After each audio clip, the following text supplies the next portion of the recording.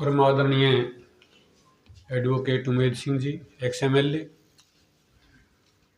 हमारे बहुत ही वरिष्ठ वैज्ञानिक डॉक्टर राम कुमार खटकड़ जी,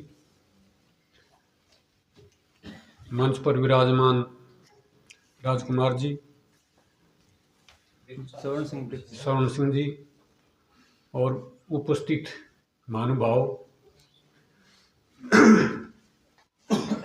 मेरे को जो विषय दिया गया है आज, जो नया सीड एक्ट 2025 आया है, इसकी चिंताएं और इसके जो समस्याएं हैं उनके ऊपर बात करने की है। मेरे से जो पहले वक्ता एडवोकेट उमेद सिंह जी बोल के गए हैं और उनकी किताब का ये जो विमोचन हुआ है, मैं उनको बधाई भी देता हूं और एक किस्म से कहूँगा कि एक मार्गदर्शक के तौर पर उन्होंने ये जो काम किया है। इस उम्र में मेरे से 15 साल बड़े हैं और मुझे याद है ये किसान आंदोलन के दौरान कितना घूम घूम करके इस किताब के लिए मटेरियल इकट्ठा कर रहे थे। 2-3 बार मेरे पास भी आए हिसार में, और फिर वहाँ जो लोग एक्टिव थे किसान आंदोलन में उनसे हमने इनको मिलवाया। पूरा हरियाणा इन्होंने मौके पर जा करके दौरा करके और जो तथ्य है उनको इकट्ठा करके ये जो किताब लिखी है, ये आने वाले समय में एक बहुत महत्वपूर्ण ग्रंथ है और एक पढ़ने के लिए लोगों के पास ये एक चीज़ है कि इतिहास में जो घटनाएं घटी हैं, अगर उनका प्रिंट न किया जाए तो वो फिर इतिहास में चली जाती हैं और वो लिख के रख दी जाती हैं तो इतिहास बन जाता है और लोग पढ़ के उससे प्रेरणा लेते हैं। तो इन्होंने जो इतना बढ़िया काम किया है, इसके लिए मैं इनका धन्यवादी भी हूँ और इनको बधाई भी देता। वक्त में इन्होंने बहुत ज़बरदस्त दे दिया। वैसे तो सामाजिक आर्थिक सभी परिस्थितियों के ऊपर ये बोले हैं, तो मैं उनसी से आगे बात करता हूँ। सीड एक्ट के ऊपर अपन जो बात करनी है, सीड एक्ट भी अपने आप में एक आइसोलेटेड वे में देखने की जरूरत नहीं है। एक एक्ट के तौर पर सीड एक्ट भी जो देश में कृषि नीतियां हैं, जो एग्रीकल्चर का जो इस टाइम पे ऊपर जो ढांचा है, उसी से निकला है और उसी से जुड़ा हुआ। तो इसलिए हमने थोड़ा बहुत जो एग्रीकल्चर की सिचुएशन है हिंदुस्तान में, उसके ऊपर भी नजर दौड़ानी पड़ेगी। आज के टाइम में भारत की जो कृषि है, अगर उसका हम थोड़ा सा विश्लेषण करें शॉर्ट में, तो आप देखोगे कि कृषि में लगातार गिरावट है, घाटा है। वो सरकारी आंकड़े भी बोलते हैं और व्यवहारिक तौर पर आप देखोगे वहाँ भी दिखाई देता है। 1950-51 के आर बार तो एग्रीकल्चर से GDP में लगभग 50% से ज़्यादा इनकम एग्रीकल्चर से होती थी और 60% से ज़्यादा लोग खेती पर निर्भर थे। 60-65 के बाद आके ये लगभग 50% हो गए, 55% पे आ गई GDP में इनकम। एट प्रेजेंट वो घटती घटती आ गई कि आज GDP में एग्रीकल्चर से 14% इनकम है और लगभग 40% लोग डायरेक्टली इनडायरेक्टली कृषि से जुड़े हुए हैं। यानी खेती से लोग निकल भी रहे हैं और खेती से देश की आमदनी लगातार घट रही है। ये स्पष्ट ये दिखाता है कि खेती डाउन जा रही है। उसके और चीज़ें देखें, पिछली बार जब एग्रीकल्चर का बजट आया तो हमने एक ऑनलाइन क्लास रखवाई थी डॉक्टर खटकड़ से ही। खेती में जो सरकार का निवेश है, जो बजट अलॉटमेंट है, वो भी लगातार घट रही है। 5.5% से लेकर 3.5% तक होती जा रही है, हर बार घटाती रह रही है।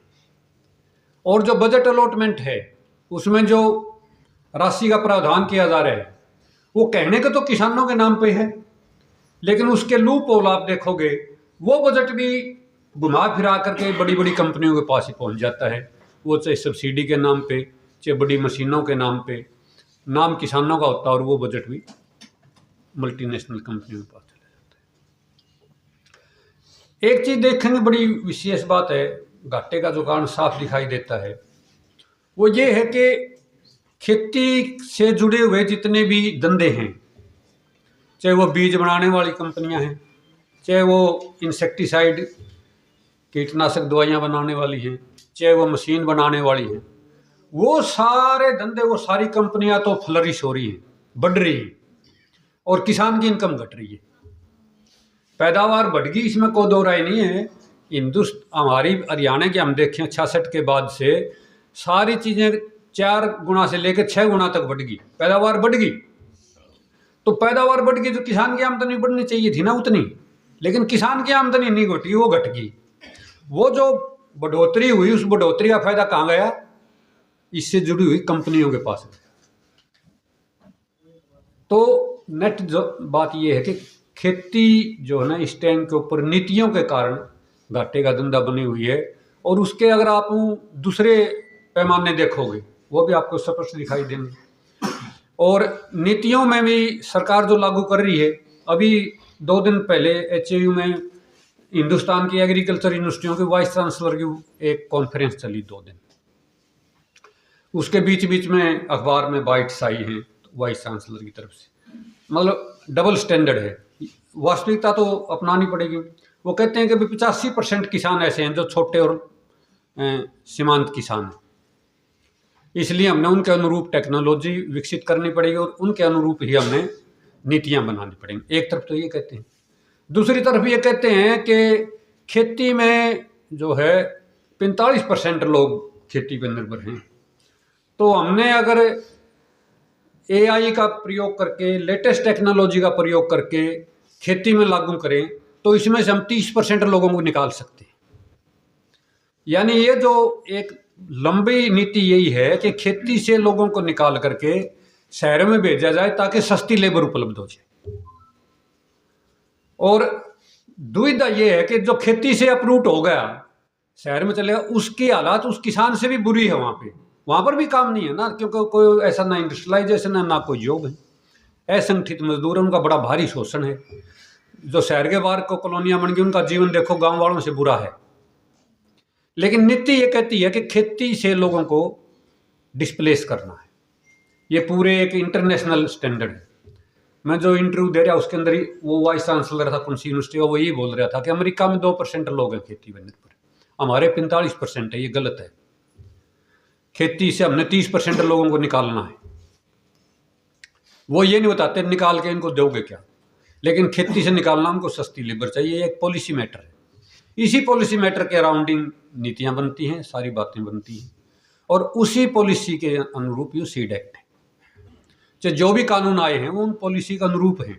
वो पहले जो 3 कानून जिनके खिलाफ इतना बड़ा जंग लड़ा गया, वकील साहब ने जो किताब लिखी है, वो जो 3 कानून थे वो भी उसी की कंटिन्यूएशन में थी, नीतियों की कंटिन्यूएशन में, कि खेती को कॉरपोरेट के हवाले कैसे किया जाए। कॉरपोरेट से हवाले करने का मतलब यही है खेती का बड़ा भारी मशीनीकरण करके लोगों को वहां से निकाला जाए। जबकि है उल्टा, हिंदुस्तान की परिस्थितियां ऐसी नहीं है। हिंदुस्तान की परिस्थिति तो ये कहती है आप खेती को मुनाफे का धंधा बना के ही रोजगार पैदा कर सकते हो, और आपके पास ऐसे साधन नहीं कि आप रोजगार पैदा कर दो। बेरोजगारी का आलम आपको पता है। कोई भी युवा लड़का खेती में काम नहीं करना चाहता, किसान का बेटा खेती नहीं करना चाहता। पीछे क्लास 4 की D की नौकरियां जो निकली थी, 14 लाख लोगों ने अप्लाई किया था। छोटी बात नहीं, हरियाणा में 14 लाख। वो 14 लाख किसानों के मजदूरों में बेटे थे, कोई पूंजीपतियों में बेटे ही नहीं थे। क्लास D की नौकरी जहाँ पर आपने कप धोना है, बैल सुन के भाग के जाना है, या सड़क पे खड़ा होकर वो करना है, उन नौकरियों के लिए। तो बेरोजगारी का आलम तो ये है। उसका कारण यही है कि खेती में तो किसान के बेटे जाना नहीं चाहते, और कड़िया नौकरियां हैं नहीं। तो बहुत भारी बेरोजगारी है, और उस बेरोजगारी के बड़े साइड इफेक्ट्स हैं, मैं उसमें नहीं जाना चाहता। तो खेती की नीतियों से निकला हुआ ये सीड एक्ट है, और जो भी नीतियां आ रही हैं वो सीड एक्ट वापिस, वो जो 3 कानून वापिस होगा उसके बाद फिर वो कानून लेके आए हैं। उसके अंदर भी यही है कि कॉरपोरेट के हवाले एग्रीकल्चर को कैसे किया जाए। वो कई बार चीज़ें हमें डायरेक्ट इनडायरेक्ट बड़ी दिखती हैं। कि मेरे को याद है जब हम कर्मचारी आंदोलन में काम करते थे ना, तो हम कहते थे भाई निजीकरण हो जाएगा और ठेकेदार आ जाएंगे दफ्तरों में काम करेंगे। तो हमारी कई दूसरी यूनियन थे जो हमारे थोड़े भिन्न विचार थे। मैं कहा देख के बोले डॉक्टर जी ताम भी बात मार दें, ठेकेदार ऊपर लट्ठा खड़े हो जाए, बोला दफ्तर में बटन कौन दे वहाँ ठेकेदार ने। अरे मैं वो लठ भी रह रहे और ठेकेदार भी हैं, देख लो सारे दफ्तर में ठेकेदार आ रहे हैं। तो नीतियों के ऊपर सोच बना के लड़ाई नहीं लड़ेंगे इतने। अब जमीन का भी यही सवाल है। मैं डॉक्टर खटकड़ आज यही बात करते आ रहे थे। डॉक्टर साहब कहने लगे जमीन तो बोला पूंजीपतियों के पास जाएंगी, मल्टीनेशनल के पास जाएंगी। मैं जी या तो दिखने लग रही है। कई जने न्यू कहें कुकर जाओगी, मैं मेरी जमीन में कौन बेचूं। कई किसान कहते हैं ना क्यों लगाव है ज़मीन के साथ, तो ज़मीन तो मतलब नहीं समझ लो कि हमारे माँ बाप से बड़ी बड़ी चीज़ है, कौन ही बेचा कहीं का है। पहली बात तो सरकार कानून बना के ले सकती है, फिर कह देंगे नहीं किसान आंदोलन है, ये कानून भी को नहीं बनाने दें, एक इन्वायरमेंट ऐसा बना देंगे, समाज के अंदर वातावरण ऐसा बना देंगे। 2.5 किले का किसान है, उसकी ज़मीन रोड में पड़ी है, 1 किले की कीमत 2 करोड़ है, उसके बाढ़ के कहने लग जाएंगे 2 करोड़ 2 करोड़ 4 करोड़ का तो ब्याज भी को नहीं आता, तुम बाबू क्या ले बैठा इसने बेचने। आप खुद जो कहते थे हम कौन बेचा, हम तो कौन बेचा, हमारी औलाद बेच देगी। एक सामाजिक वातावरण, एक आर्थिक परिस्थितियां ऐसी क्रिएट कर दी जाएंगी कि ज़मीनें उनके पास जाएंगी। यही वो नीतियों का सवाल है। सीड एक्ट पहले 1966 का सीड एक्ट है, मैं थोड़ा शॉर्ट करूंगा, पहले कह दिया था कि मैं वक्ता है कई हैं। सीड एक्ट 1966 जो था वो उस टाइम पे बनाया गया था, वो समझ लो बिना दाना शेर है, कहने को सीड एक्ट है, उसमें कोई पावर नहीं है कोई गलत काम करने वाले के पास, कोई किसी ने लो स्टैंडर्ड का बीज बेच दिया या चीटिंग कर ली या नुकसान हो गया किसान का, उसमें मैक्सिमम 500 रुपये जुर्माना है। पहले सीड एक्ट 1966 है जो, तो ये बहुत दिनों से मांग आ रही थी कि सीड एक्ट तो बदला जाए। ये सीड एक्ट बदलने की मांग नहीं बहुत पुरानी है। सबसे पहले सन 2000 में साहब सिंह वर्मा की अध्यक्षता में एक कमेटी बनी थी जिसको ये कहा गया कि भाई आप सुझाव दो कि भाई सीड एक्ट में क्या बदलाव हो। उन्होंने एक रिपोर्ट दी 2002 में, वह पेंडिंग पड़ी रही। फिर एक वो यादव था, क्या राम गोपाल यादव को MP, उसकी अध्यक्षता में कमेटी बनाई, फिर उसने रिपोर्ट दी। 2015 में एक रिपोर्ट आई, वो पब्लिश हुई, लोगों ने उस पर, फिर 2019 में एक रिपोर्ट आई कि भाई ये प्रेजेंट किया जाएगा, वो भी ऐसे ही पेंडिंग पड़ी रही। और अब 2025 में सरकार फिर एक ड्राफ्ट लेके आई है पार्लियामेंट में, अभी वो पेश होना है, पेश नहीं हुआ अभी, लेकिन पब्लिक के ऑब्जेक्शन के लिए और सजेशन के लिए वो उन्होंने सर्कुलेट किया है कि हम ये सीड एक्ट लेके आ रहे हैं, इस पर कोई लोग अपने सुझाव दो। लगभग 90,000 लोगों ने उसके ऊपर सजेशन भेजे हैं अब तक, मतलब 90,000 सजेशन आए। वो जो सीड एक्ट है, मैंने जैसे कहा, वो बिल्कुल जो कृषि नीतियाँ हैं उसी से निकल के आया है। मैं उसकी ज़्यादा गहराई में एक एक धाराओं पे न जा करके मोटे तौर पर उसमें जो चीज़ ऑब्जेक्शनेबल हमें लगती है, एक तो ये है कि वो जो सीड एक्ट ऐसा बनाया गया है उसमें ये कहा गया है कि जैसे मैंने कहा ना, पहले तो 500 रुपये जुर्माना था, वो जुर्माना बढ़ा दिया। वो शुरू में मतलब 3 कैटेगरी बना दी उसमें, एक कैटेगरी को वाले को नोटिस दिया जाएगा, फिर जो ज़्यादा वो करता कानून तोड़ता उसके ऊपर फिर 1 लाख रुपए जुर्माना है, फिर वो रिपीट करता है तो उसके ऊपर 3 लाख रुपए जुर्माना है, फिर रिपीट करता है तो 5 लाख रुपए जुर्माना और 3 साल की कैद है। ये प्रावधान किया गया। लेकिन ये जुर्माना और ये जो कैद करने का जो अख्तियार है, वो सरकार एक बॉडी बनाएगी, एक एडमिनिस्ट्रेटर बनाएगी अपना, उसको है, और उसकी अपील भी वही है डिपार्टमेंटल कमेटी के पास ही। यानी जिसके ऊपर वो जुर्माना लग गया या हटा दिया, उसके लिए कोर्ट नहीं जा सकते।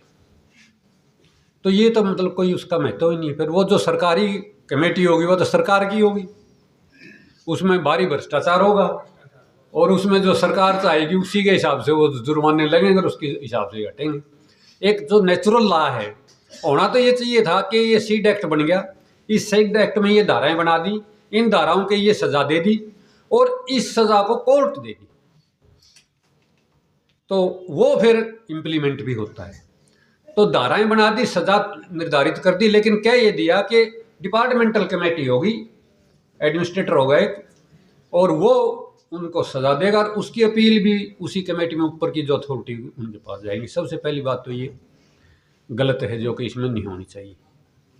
दूसरा है कि ये बड़ी खास बात तो इसके अंदर जो किसानों से संबंधित, जिसका भी मान लो किसी कंपनी ने आपको ऐसा बीज दे दिया जो उस पर लिखा गया था उसके अनुसार वो परफॉर्म नहीं कर रहा है, चाहे उसकी जर्मिनेशन नहीं हुई या उतनी पैदावार नहीं दिया, उसमें ऐसी कोई बीमारी आ गई और किसान को नुकसान हो गया, किसान को कंपनसेशन देने के लिए इसमें कोई जिक्र नहीं करे, कंपनसेशन कहाँ से मिलेगा? जबकि होनी जो वो बॉडी वहाँ बनाने की बॉडी ऐसी होनी चाहिए थी कि भाई इसके जो करेक्टर हैं, इसकी जो उन्होंने उसके ऊपर लिख रखा है चीज़ें, अगर वो उस पर खरा नहीं उतरता तो किसान को जो नुकसान होगा वो नुकसान अगली फसल आने से पहले वो कमेटी उसके अंदर उसको डिक्लेयर कर दे और वो किसान को मिल जाए। बट कंपनसेशन के नाम के ऊपर साइलेंट है। अब तक हम देखते हैं पहले वाले एक्ट में भी कुछ नहीं था उसमें 66 में भी, लेकिन लोग कंज्यूमर कोर्ट में जाना पड़ता है। कंज्यूमर कोर्ट इतनी लंबा प्रोसेस है, वो बेचारे अप्लाई करनी है, बाट देख देख के बुढ़े हो ले हैं। और कंज्यूमर कोर्ट का अपना एक सिस्टम है देने का। होना ये चाहिए था कि सीड से रिलेटेड चीज़ें डिसाइड करके कंपनसेशन के लिए कोई रास्ता बनाया जाता, लेकिन वो इसके अंदर नहीं बनाया गया है मोटे तौर पर। तीसरी जो महत्वपूर्ण बात है वो ये है कि इसके अंदर सेंट्रलाइजेशन ऑफ पावर कर दी है। जो पावर है ना वो सेंटर के पास ज़्यादा दे दी। एक सेंट्रल कमेटी होगी, सेंट्रल सीड कमेटी, वो सारी चीज़ें सजेस्ट करेगी, रूल बनाना और करना। जैसे एक तो एक्ट बन गया, एक्ट के बाद उस एक्ट के अनुसार रूल बनते हैं, वो रूल वो सेंट्रल कमेटी बनाएगी। और वो सेंट्रल कमेटी जो है उसके अंदर जो रिप्रेजेंटेशन है वो भी बड़ी वो है। पहले ये होता था कि जो सेंट्रल कमेटी थी उसमें हर एक स्टेट से भी होता था, क्योंकि सीड जो है ऐसा नहीं हो सकता यूनिफॉर्म हो। साउथ में सीड की क्वालिटी, सीड के स्टैंडर्ड, सीड की डिमांड, सीड की क्रॉप वैरायटी अलग हैं, नॉर्थ की अलग हैं, यानी रीजन वाइज, मौसम वाइज अलग अलग हैं। तो रूल रेगुलेशन, वैरायटी का रजिस्ट्रेशन, वो सारी चीज़ें सेंटर तय करेगा। और सेंटर में जो स्टेट के रिप्रेजेंटेटिव थे, पहले ये होता था हर स्टेट से आदमी भी होता था, अब इन्होंने कह दिया 5 ये मतलब स्टेट से रिप्रेजेंटेटिव होंगे जोन वाइज, जो कि मतलब एक किस्म से कहोगे स्टेट की रिप्रेजेंटेशन उस कमेटी में बैठा दी गई है।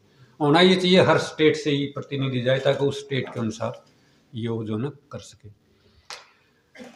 तीसरा जो महत्वपूर्ण सवाल है, चौथा, वो ये है कि इंपोर्ट ऑफ सीड को अलाउड कर दिया। बाहर से सीड इंपोर्ट किया जा सकता है। जो वैरायटी रिलीज होती है एक प्रोसीजर है, वो ये होता है कि मान लो किसी साइंटिस्ट ने, किसी ब्रीडर ने, किसने भी संस्था ने कोई बीज वैरायटी विकसित की, तो वो एक ऑल इंडिया कोऑर्डिनेटेड ट्रायल होता है ICAR का, उसको देता है। और फिर वो जो ना मल्टी स्टेशन के ऊपर अलग अलग जगह के ऊपर चीज़ उगा के देखते हैं और ये देखते हैं उसकी कैसी परफॉर्मेंस है। और वो 2 साल तक उनकी परफॉर्मेंस देख के, रिजल्ट देख के फिर उसको हम कहते हैं कि वैरायटी रिलीज होगी। तो नए सीड एक्ट में इसका नाम क्या कि रजिस्ट्रेशन ऑफ वैरायटी, यानी 2 साल की ऑब्जर्वेशन डाटा के हिसाब से वो वैरायटी रजिस्टर्ड होगी। हमारे इंडिया में तो जो वैरायटी मान लो होंगी वो तो उसका तो ये प्रोसीजर है, लेकिन विदेश से जो मान लो कोई वैरायटी, कोई सीड लेकर आ रहा है तो उसमें ये प्रोविज़न कर दिया, वहाँ की जो एजेंसी है वो जो आपके हमारे को डाटा देगी कि भाई हमने ये मल्टी लोकेशन पर ट्रायल लगा ली हैं और उसके ये ट्रायल रिजल्ट हैं और इसके ये करैक्टर हैं और यह वैरायटी है, तो वो उसी बेस के ऊपर हमारे यहाँ आकर के रजिस्टर हो जाएगी, जो कि गलत है। यानी उनकी जो सर्टिफाइंग एजेंसी हैं, सीड सर्टिफिकेशन एजेंसी जो भी है उसकी, चाहे वो कंपनी की है चाहे देश की है, उसको ही हम आधार बना के उसकी यहाँ रजिस्ट्रेशन करेंगे। इसमें बहुत बड़ा मतलब वो होगा, बाहर से बहुत हर तरह का मतलब गलत मटेरियल भी आ सकता है। आप देखोगे इस टाइम के अंदर लगभग 56 से 60% बीज के ऊपर केवल 4 कंपनियों का कब्जा है देश की। ये बायर, ये सिजेंटा, इस करके बड़ी बड़ी 4 कंपनियों का, केवल 4 का ही उसके ऊपर वो है। और वो जो है ना अपने ही सर्टिफिकेशन एजेंसी बना लेंगे और वो जो ना हमारे जो सिस्टम है उससे बाहर अपनी फटाफट रजिस्टर कराएंगे और बना के वो इधर हर तरह का मटेरियल सप्लाई करेंगे। उसमें बड़े रिस्क हैं, कोई जेनेटिकली मॉडिफाइड क्रॉप लेके आएगा, कोई नई वैरायटी आएगी, उसके साथ कोई नया वीड आ जाएगा, मतलब वहाँ की समस्याएं हमारे यहाँ आ जाएंगी, क्योंकि यहाँ के अनुसार अलग क्लाइमेट है, अलग तरह की प्रॉब्लम है, वो स्टडी नहीं होंगी उनकी वहाँ पे। लेकिन इसके अंदर ये प्रावधान कर दिया कि वो जो सीड सर्टिफिकेशन एजेंसीज हैं दूसरी, उनका जो डाटा होगा उसी डाटा को मान करके यहाँ पर रजिस्ट्रेशन कर दी जाएगी, जो कि ये बहुत ख़तरनाक चीज़ है। मतलब होना यही चाहिए कि इस देश की एग्रो क्लाइमेटिक कंडीशन में ला करके उनको मल्टी लोकेशन के ऊपर टेस्ट करके और फिर वो रिलीज होनी चाहिए, वो रजिस्टर होनी चाहिए, वो उनको उसमें छूट दे दी गई। तीसरा मतलब उसमें ये भी है कि मतलब ये लिखा है उसमें ईज ऑफ बिजनेस, यानी बिजनेस को सुविधाजनक बनाने के लिए फैसिलिटी। सीड में ईज ऑफ बिजनेस नहीं होना चाहिए। सीड तो बहुत महत्वपूर्ण चीज़ है। खेती के जो कंपोनेंट है ना, 3-4 चीज़ें हैं, बीज है, खाद है, दवाई है, किसान है, मौसम वातावरण। इनमें सबसे महत्वपूर्ण बीज है। अगर आपका बीज ही खराब है फिर आप कितनी बढ़िया कल्टीवेशन कर लो, रिजल्ट ही नहीं आएंगे। वो कहते हैं ना, आधार, खेती का जो आधार है वो बीज है। अपने बुजुर्ग भी कहा करते भाई और चक्की में कर लो, बीज में धोखा नहीं करना किसी ने बीज गलत नहीं देना। तो अब इस बीज को इतना महत्वपूर्ण होने के बाद, ये मानने के बाद भी ये आधार है खेती का, तो इसमें ये बड़ी बड़ी कंपनियों को जो अलाउड किया जा रहा है ये बड़ा खतरनाक सिद्ध होगा, क्योंकि उनका मुख्य उद्देश्य तो मुनाफा कमाना है। देश का कोई खेती का आधार को मेंटेन थोड़ा करना है। और उनका एक ये रहेगा कि उनके ऊपर निर्भरता बढ़ जाए। बड़ी कंपनियों का मुख्य जो है निर्भरता का मतलब ये है, वो ऐसी वैरायटी ही ले आएंगे, ज़्यादातर हाइब्रिड ले आएंगे, जेनेटिकली मॉडिफाइड ले आएंगे, जिसको किसान को बार बार उन्हीं से बीज खरीदना पड़े, वो अपना बीज तैयार ना कर सके। ये हर बार आपको मार्केट में जाके नया बीज लेना पड़ेगा। और ये स्थिति अगर हो जाती है, किसान टोटल बीज के ऊपर अगर मार्केट पे डिपेंड हो गया, तो खेती तो उनका हाथ में आ गई। वो जी में चाहे जब आपकी खेती को जैसे चाहे ऐसे बदल सकते हैं। एक एग्जाम्पल आप अभी ताज़ा देख लो, हरियाणा में, पंजाब में और उधर साउथ में भी जहाँ कॉटन है, 99% एरिया आपका बीटी कॉटन के अंडर आ गया है, देखा होगा आपने। और बीटी कॉटन का 100% सीड प्राइवेट कंपनियां बना रही हैं। हिंदुस्तान में कोई भी सरकारी संस्था बीटी कॉटन का बीज नहीं बनाती। इनको बनाने ही नहीं दिएगा, मतलब सरकार ने एक किस्म से कहो कि वो प्रोजेक्ट ही नहीं दिए, मैंडेट ही नहीं दिया कि भाई आप बीटी कॉटन बनाओ। एक ये योजना के तहत ही कहो कि बीटी कॉटन टोटल का टोटल 100% प्राइवेट कंपनियों के पास। और उन्होंने बीटी के नाम के ऊपर इसके रेट बहुत हाई रखे। रेट इसलिए हाई रखे कि जी इससे जो है सुंडी मर जाएगी। जिस टाइम ये ले आए गए उस टाइम अमेरिकन सुंडी का बड़ा तहलका था, अमेरिकन सुंडी काबू नहीं आ रही थी। ये बीज ले आए गए, बोले इससे सुंडी मर जाएगी, पैदावार होगी। और इसके फायदे ये गिनाए गए कि इससे किसानों को इंसेक्टिसाइड के ऊपर खर्चा कम करना पड़ेगा, कीटनाशक के, क्योंकि बोला कीट तो इस पाएगा नहीं, इसलिए खर्चा कम होगा। खर्चा कम होगा तो फायदा होगा, इसलिए हम इसको महंगा बेच रहे। रेट आई, मेरे ख्याल 800 रुपये का पैकेट है वो। हाँ, एक पैकेट 1900 का पैकेट है। तो वो इतना महंगा बीज। पिछले 5 साल से वो जो उसका गुण था कि भाई ये सुंडी को मारेगा, वो गुण खत्म हो गया। यानी सुंडी उसकी रेजिस्टेंट होगी और सुंडी आने लग गई। पिछली 5 साल का कॉटन का डाटा हमारे हरियाणा का ये बताता है, 5 साल में पैदावार तो 40% आ गई घट के, और एरिया लगभग 50% हो गया। क्यों? क्योंकि बिट्टी का बीज बो रहे हैं सारे, और उसमें गुलाबी सुंडी आती है और गुलाबी सुंडी से फसल फैल हो रही है। खास बात यह है कि 5 साल से एरिया भी घट गया, पैदावार भी घट गई, फिर भी सरकार और यूनिवर्सिटी ये नहीं कहती कि भाई अब बिट्टी से अमेरिकन सुंडी नहीं मरती, इसलिए कोई ज़रूरी नहीं बिट्टी या बिट्टी ना बो। वही हाई रेट के ऊपर बिट्टी का बीज आज भी कहीं बिक रहा है। होना तो ये चाहिए था ना, बिट्टी तो महंगी इसलिए थी, वो सुंडी मारे थी। अब जब उससे सुंडी नहीं मारी तो फिर वो महंगी क्यों है? ना इस पर सरकार मतलब आवाज़ उठाती, ना यूनिवर्सिटी आवाज़ उठाती। तो ये जो सिचुएशन है, सारे सीडों में जब ये आ जाएगी, आप टोटल उनको ऊपर निर्भर हो जाओगे, तो वो तो आपकी 1 मिनट में मतलब आपकी गर्दन, खेती की गर्दन, किसान की गर्दन उस मल्टीनेशनल कंपनियों के हाथ में आ जाएगी, क्योंकि सीड उनके हाथ में। तो सीड लोकल रिसोर्सेज से हो, सीड ऐसा हो जो किसान बार बार प्रयोग कर सकें। अगर खेती का आपने बदलना है, खेती को लाभदायक बनाना है, तो बीज पे ऐसा काम करना पड़ेगा कि किसान को बार बार मंडी में ना जाना पड़े। इस सीड एक्ट में रेट के ऊपर कोई मतलब उन्होंने केवल एक लाइन लिखी हुई है कि विशेष परिस्थितियों में सरकार जो है ना उसकी रेट के ऊपर निगरानी या उसको कर सकती है।